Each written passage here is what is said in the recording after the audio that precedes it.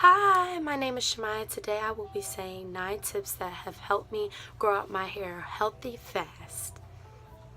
To get started, I'll be looking at my phone to read off the tips. So first is I always cleanse my hair and scalp, meaning I shampoo my scalp. Now I know some naturals, they do not like shampooing their hair. They feel like it strips their hair. You have an option of using shampoos, one with sulfates or one without. Personally, for myself, I use a good shampoo with sulfates at least once a month, and then one without, and then some without.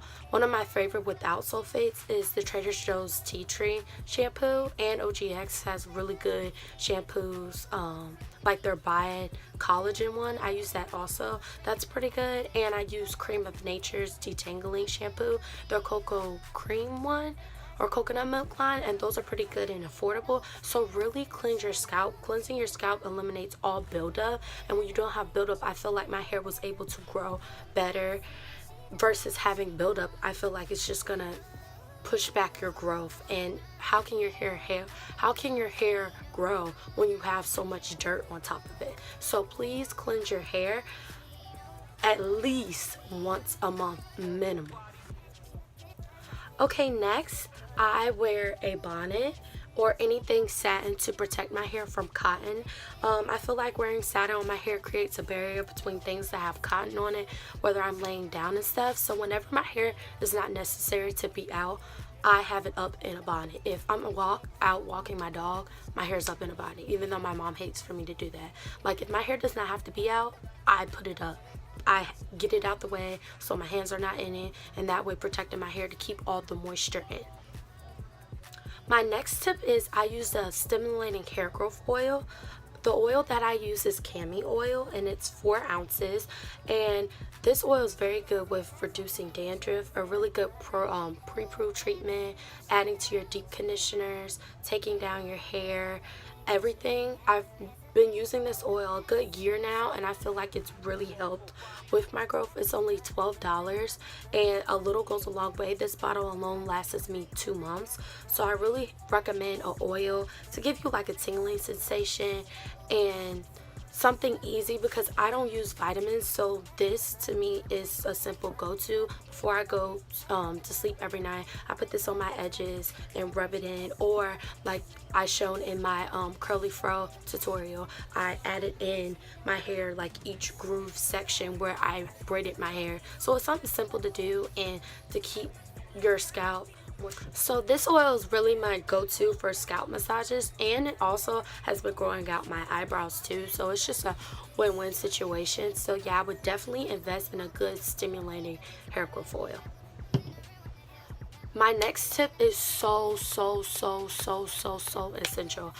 You must, every time you wash your hair, whether you co-wash, shampoo, whatever, you must deep condition your hair. I don't know how people skip this process and wash days. I just think it has a bad connotation to it. When you deep condition, it's like an all-day process, but taking care of your hair does not have to be an all-day process. You could deep condition for 5 minutes, you being in the shower with the steam going, or at least 10 minutes out and then rinse it out. Like, you could deep condition as little as you want. I know I use the Aussie Moist 3-minute Miracle. It's only 3 minutes. Now I leave it in more than 3 minutes. I deep condition at least 20 minutes minimum, with steam or without steam, and I always have a plastic cap over my head. But you need to deep condition every wash day. That is replenishing your hair of oils and moisturizing it that was stripped away, whether you co-wash or shampooed your hair. And I feel like it's a good way to show the health of your hair. Whenever I deep condition, I can see where my ends need to be trimmed or what I'm lacking, and just the overall health of my hair. My next tip is to moisturize your hair daily. Now, what I mean by that is moisturizing your hair does not mean you need to restyle your hair every 2 to 3 days. What you need is like a simple refresher. I recommend more so liquid base. I use water mixed with aloe vera, or you could just do straight aloe vera juice. It's pretty cheap at your local grocery store or organic health food store, but I feel like doing this really refreshes my hair, because when your hair is moisturized, it's less likely to break off. My next tip is to get your inch trim. This can really make or break your hair and really have your styles popping or not.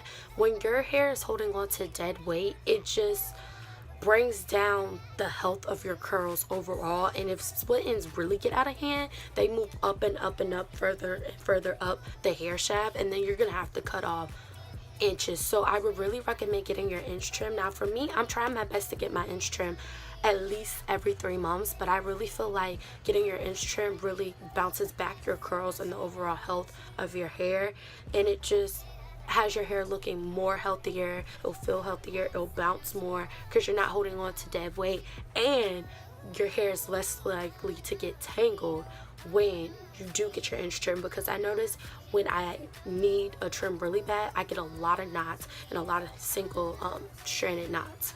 So really get your inch trim. That cuts down on your hair getting a whole bunch of tangles in it, and it eliminates the dead hair that doesn't need to be there anyway. Now when you get your trims in, I know people have a lot of anxiety about getting their inch trim because they think it's like cutting their hair, but like, get with a hairdresser that you trust, or if you just trust yourself, and make sure you and her, or you and him, whoever the stylist is comfortable with the length that you're cutting and you're okay with that length. I know when last time I got my inch trim in June when I graduated, I had to get at least, I want to say, 1.5 inches to 2 inches off, because I waited almost nearly a year, 10 months I know, to get my inch trim. So if I would have just went back every 3 months, it would have been less and less and less. So I probably wouldn't even had to get a trim that big. But just take your time with your trims, but stay on top of it. My next tip is to limit how much you restyle your hair in between wash days.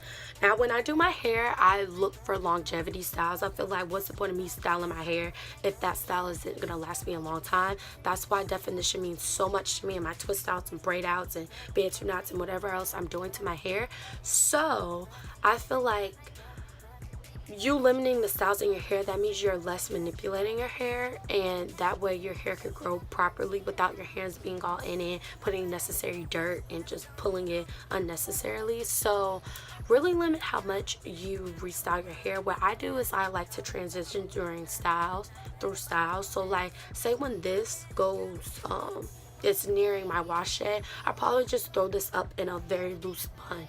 So usually I go in styles like this to buns or mini buns, or like a low manipulation low bun or something like that. So transition in styles.